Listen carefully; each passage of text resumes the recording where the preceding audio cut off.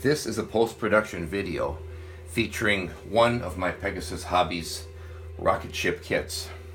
This is called Rocketship XM, and it was featured in a 1950 sci-fi movie of the same name, in which a wayward rocket, instead of landing on the moon, landed on Mars. So I'm sure it's pretty hokey. Haven't watched it. I think you can watch it on YouTube. But anyhow, the kit is cool because it kind of reminds me of Elon Musk's big Falcon rocket, or Starship Hopper.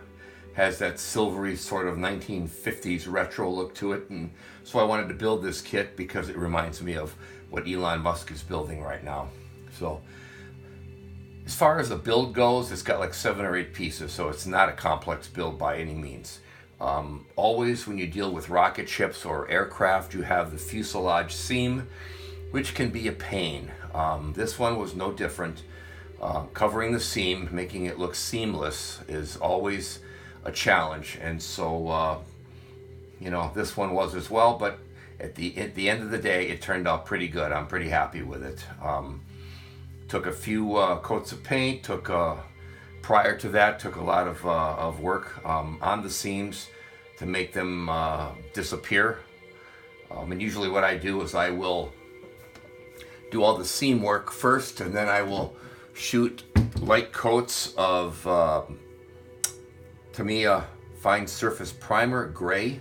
It's got little pigment in it, unlike the Testors paints, which throws down a lot of pigment, and you've got a super heavy coat of paint on and all your surface detail has been obliterated. This puts down a very fine film of paint. So after you finish priming it, you can take a look at the piece and see where your surface imperfections are, and then you can go back over them, and that's what I did numerous times to get this to look good. So once that was done, I shot it with some chrome silver, and then the windows up in here, which were not an easy thing to do. I had to mask them off with interestingly enough, what I used to mask them with was a self-stick little, they're kind of like a rhinestone, but they're called self-stick gems. You can get them from a hobby store, and they were, let's see, what size were these? I think they were like 2 or 3 millimeter, 2 millimeter. Anyhow, they were the perfect diameter that fit right over those windows, and so I put one of each of these on all 8 windows, and it covered the glass. So after the rocket was painted gray primer, I took all these little gems off the windows, and then I sanded everything down around it. And I sanded actually over the glass as well, which of course made it foggy. And then what I did was I went back over the glass itself with Sally Henson's Hard as Nails Strengthening Top Coat, which made it clear again. However, the box, the art on the box shows the windows as green, so I ended up taking a fluorescent green paint, and then I sort of dabbed over that clear glass to kind of give it a fluorescent lit appearance. So it turned out pretty good. Pretty happy with that. So I'll take this off the stand here and let you take a look at this up close. Turned out pretty decent. Like the effect. Getting in all the seams in the rocket fins, the main seams that run up the length of the fuselage. Basically, really didn't do much of anything underneath here. Didn't call for anything. I decided I didn't want to add anything additional to it. I think what I put underneath there was gunmetal gray, and then when I shot the rocket, I let the misting spray of the chrome silver just sort of lightly cover the base of the rocket, which gave it a slightly different appearance, but you're not going to notice it anyhow, so that's how I left it. It still looks good. Overall, if you look at that rocket, it looks pretty good. You can still see some window detailing right here after numerous coats of paint, and that's because I used that fine surface primer. Had I used something else, it would have covered that surface detail and you wouldn't have noticed it. In my open box video, a previous installment, I mentioned the importance of hanging on to things like these sprues or parts tree sections from other model kits because they come in handy. Well, case in point, I have here a DVD holder, basically not a holder, but this is what DVDs come in. If you're all familiar with them, you get probably 40 or 50 DVDs stacked on here. It has another piece that fits over the top and it turns and twists shut. Just a retail container. So anyhow, I took a part like this, a little thinner diameter, drilled a hole through the top. There was a longer piece sticking out of the bottom here, so I put that inside of there, cut this short, rounded off the top, and I created myself a really fantastic holder for my rocket, from which I sprayed everything from this position. Turned out great. Didn't tip over. It was a perfect base and something I'm going to be able to use in the future for other model kits.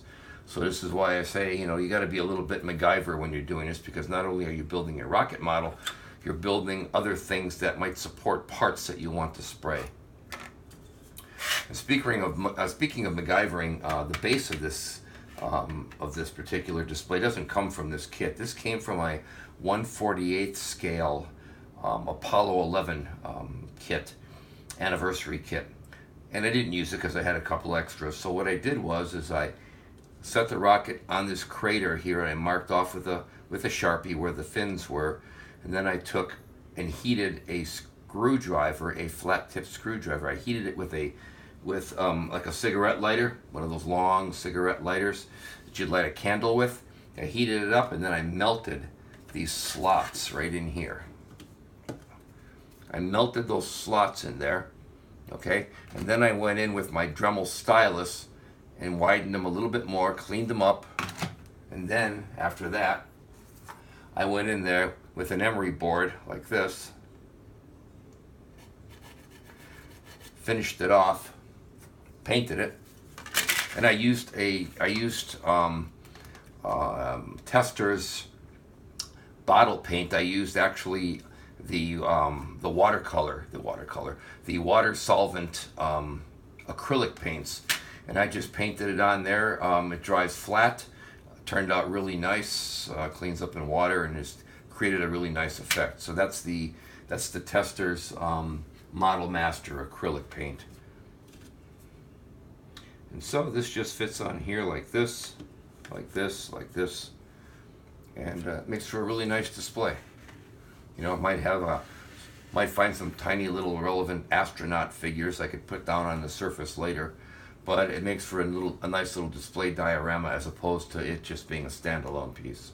So that's that. And then next, I have here, this here is the Luna Rocketship, also by Pegasus Hobbies. This one I'm currently still working on. I did all the seam work on it, learned a few things, and really made the seams disappear on this fuselage. Literally invisible, which turned out great. Filled in all the cracks and crevices along these fins. On the bottom here around this engine port, I masked the windows, and they're still masked. Used blue tape for that. And now it's basically ready for the chrome silver spray. I might shoot a little bit more of a chrome paint than a chrome silver paint because the box shows it more chrome-like. But it turned out really good. What I'm going to do here on the engine is I'm going to put a flat black in here, the acrylic flat black in here, and paint it all the way out to the edge. And then when I shoot this with chrome, I'll let the chrome overspray just kind of fill in along the edges, and it'll naturally have a nice little gradient going into a darker thrust chamber. So that'll work out just fine. But it turned out great. I'm really happy with that. And this kit comes with a diorama base, which I will probably paint something similar to the Mars surface feature. This fits on here, like such. Maybe it's the other way around, not really sure. Probably any number of ways you want to put it on here, but it's got a really cool moonscape base. probably a variety of ways you can put it on there. But anyhow, that turned out great, so I'm looking forward to shooting that with chrome. And that really will finish off that rocket. There's no more paint detail to put on there. Shoot it with chrome. I'll peel off the masked windows, and it'll be ready for display. And both of my Rocketship kits, both of them inspired by, inspired to build them by Elon Musk's BFR, Big Falcon Rocket. There they are. I'll show them off when they're fully completed, but I'm really happy with the progress.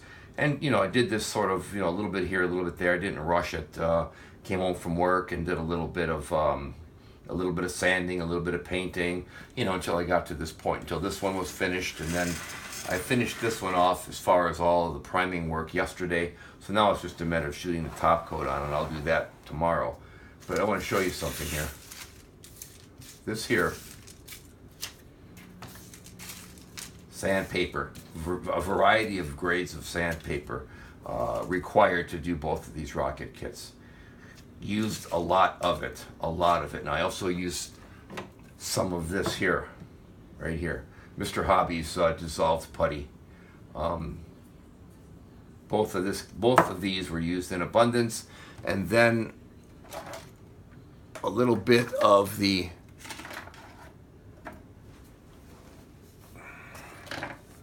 Tamiya white putty. I really like the Tamiya white, or Tamiya, whatever, white putty. I like this white putty too. That works out really well, and you can thin it down and put it on, so it goes on really nice. So that's a huge part of building this kit. That and a palette knife that's used for painting, one of these, and then blue tape. So yeah, it's it takes a lot of prep work to get them to look nice, but that's what you do. So anyhow, I hope you enjoyed the video, and I will do one more showing both of them completely finished.